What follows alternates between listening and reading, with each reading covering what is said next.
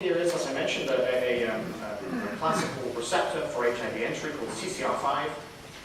There's a natural mutation of this protein called the CCR5 delta 32 mutation. It's a truncation, and subjects who are homozygous for this mutation are highly resistant to HIV infection. If you take their T cells out and you challenge them with HIV, it fails to enter these cells. So we sort of knew that from the natural biology of this particular human mutation. Most recently, and perhaps most interestingly, the Congos experiment was done. A patient who had HIV and, in fact, an AIDS lymphoma was transplanted with a donor who was CCR5 delta 52 homozygote. That transplantation essentially resulted in the protection of that patient from HIV. And in fact, the patient is now 4 to 5 years out and has no detectable HIV viremia. So this, if you like, is the Congos experiment. We transplanted these cells into a patient who had HIV, and these CCR5 negative cells have been able to provide the patient with a functional cure to his HIV. And so our goal in this study is really to replicate this natural biology using zinc finger nucleases to create CCR5 negative cells. In the following process, that we could take the same patient's own cells out, and in an ex vivo process, treat them with zinc finger nucleases to eliminate CCR5, and then return those cells to the patient, and hope to create, again, a sort of functional cure for HIV. Just to remind you what we're going to do here then, this is the CCR5 target. These are our zinc fingers are going to cleave this target, create a double-strand break. They will be repaired by this aerochrome, non-monoposine joining break. That leads to gene disruption. I used to place the CFN target sequence in the context of the CCR5 receptor. We actually cleave at this rather N-terminal fragment here, creating an even shorter truncation than the delta 32. So this is the experiment we've tried to do then, is to create CCR5 negative HSCs and ask whether they could in fact prevent HIV from gaining a foothold.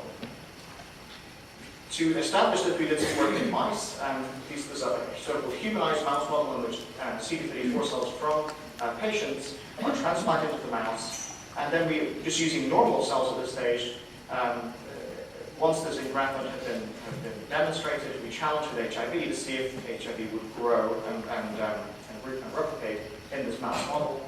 And the answer is it does, both for X4-dependent viruses and CCR5-dependent viruses. We see a fairly rapid and extended period of HIV viremia. So this was the model system which we could then ask, what happens if you now transplant cells that have been treated with zinc finger nucleases that become CCR5 negative?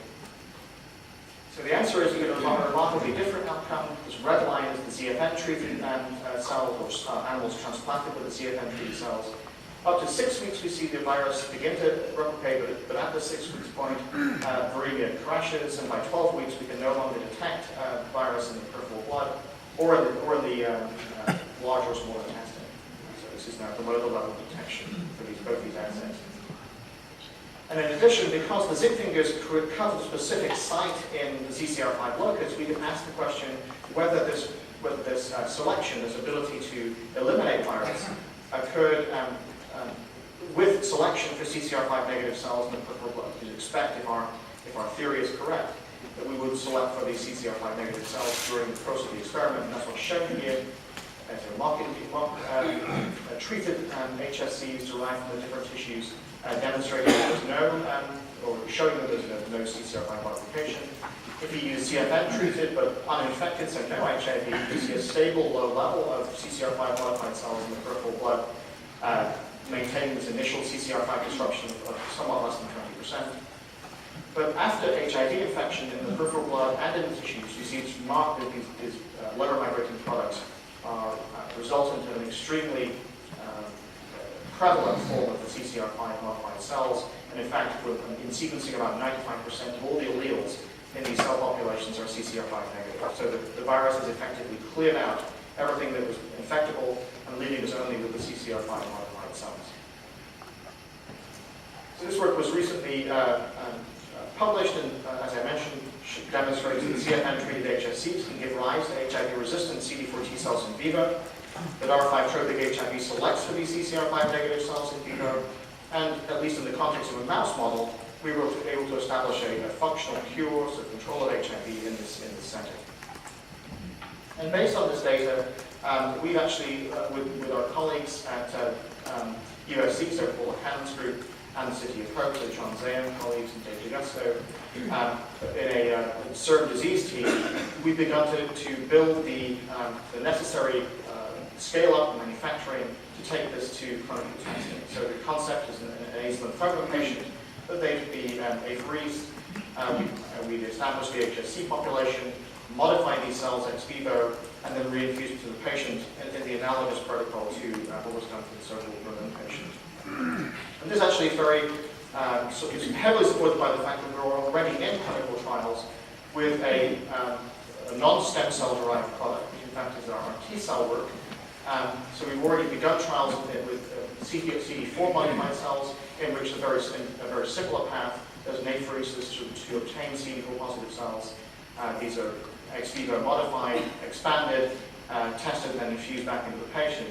And this is work done with Ron Vinciansi's group at UCLA and Carl June's group at Penn.